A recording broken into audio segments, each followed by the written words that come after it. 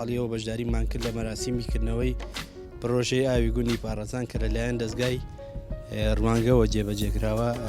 زۆر سوپاسیان دەکەم و دەستخۆشیان لێ یەکەم و هیوادارم لەم سنوورەدا کۆمەڵی پرۆژەی ترمان بۆ ئەنجام بن و دەستخۆشیان یەکەم سوپاس.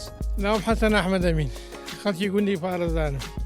پێشەکی بەخێرەتتان تەلەڤیزیۆنەکەین و ئەم جەماعەتە هاتوون بۆ ئەم مەشروعەتانە بۆ کردوین زۆر مەمنونین و دەستان خۆش بین.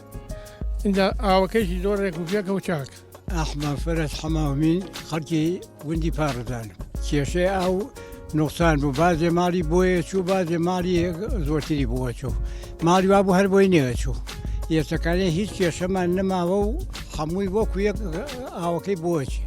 محەممەد کەریم عارف، دانیشتوی گوندی پارێزان، زۆر سوپاسی دەستگای ڕوانگاکەین بۆ دروستکردنی ئەم مەشروعە بۆیان کردوین. بەڕاستی شتێکی زۆر باشیان بۆ کردوین. لە هەوڵەوە ئاوەکە بۆ بازێ ماڵ بە کەمی ئەچوو، بۆ بازێ ماڵ بە زۆری و بازێ ماڵ هەر بووی ناچوو بە ئەسڵەن. ئێستا ئەو کێشانە چارەسەر کرا و دەستان خۆش بێ، زۆر سوپاسانەکەین و بە خێراتیندانە.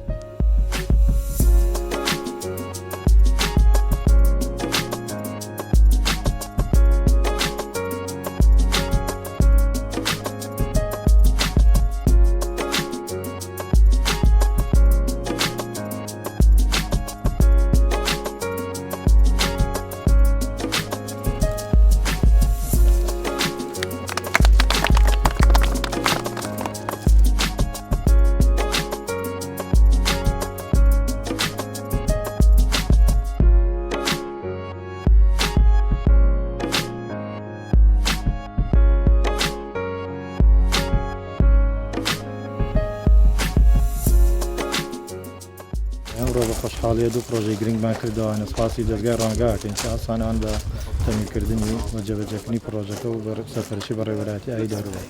دیارم پرۆژانە گرنگی خۆی هەیە، بە تایبەتی لە بواری ئاوە خۆ دەزانی وتەیەکی کوردی هەیە کاڵێ ئاوادانی. پرۆژەیەکی گرنگە هەردوو گوندەکە، چکە ئەو موادانی کە بەکار هاتوون لە نوعەتێکی کواڵیتێکی زۆر باشن، بۆ تا 25 ساڵێکە نۆدای هەیە و سودێکی باشی لێبینێ لەلایەن خەڵکی هەردوو گوندەکە و کێشەی کەماهی لە هەردوو گوندەکە بە تەواوەتی چارەسەر بێت. بەخێراتنی دەستگای ڕوانگاکەین، زۆر سوپاسیانەکەین کە ئەم ناوچەی ئێمەیان بەسەر کردەوە گوندی مالومە. بەڕاستی پێش ئەم پرۆژەیە مالومە چەند پرۆژەیەکی تری بۆ کراوە، گەوەی من ئاگادارم پرۆژەکان بە پێویست نەبووە، بەڵام ئەم پرۆژەی کە کراوە پرۆژەیەکی زۆر گەورە و زۆر باشە، کافیە بۆ گوندی مالومە. حسابی ئەوش کراوە کە چەند ماڵێکی تری بۆشیش کە ئێستا نەکراوە بە خانوو، حسابی ئەوشیان کردووە کە خەڵکەکاتوان خانووی تیا دروستکەن و ئاویان هەیە. بەڕاستی ئەم پرۆژەیە ئەبێتە هۆی ئاوەدانی بۆ گوندی مالومە. دەستخۆشیتان لێ یەکەم، بەخێربێن سەرچاوات. من وەکو ئازادی مامەعەزەی مالومە، مختاری گوندی مالومەم، بەنسبەت دانیشتوانی گوندی مالومەوە دەستخۆشی بەڕاستی لە دەستگای ڕوانگە دەکەین بۆ کردنەوەی ئەم پرۆژەیە. بەڕاستی مالومە زۆر بێ ئاوام پرۆژەیە هەلێکی تری بە گوندی مالومە دایەوە بە خەڵکەکەی بۆی زیاتر و زۆرتر فراوانتر و تەوتر بێتەوە. من سپاس و دەستخۆشیمەیە بۆتان. من ئەزەدی حەسەن مستەفا، دانیشتوی گوندی مالومەم. وەکو دانیشتوی گوندی مالومە دەستخۆشی لە دەستگای ڕوانگاکەین بۆم کارە جوان و بۆم ئیشە پیرۆزی بۆیان کردین وە سپاستان دەکەین، هۆیدارین ئیشی جوانترمان بۆ بکەن.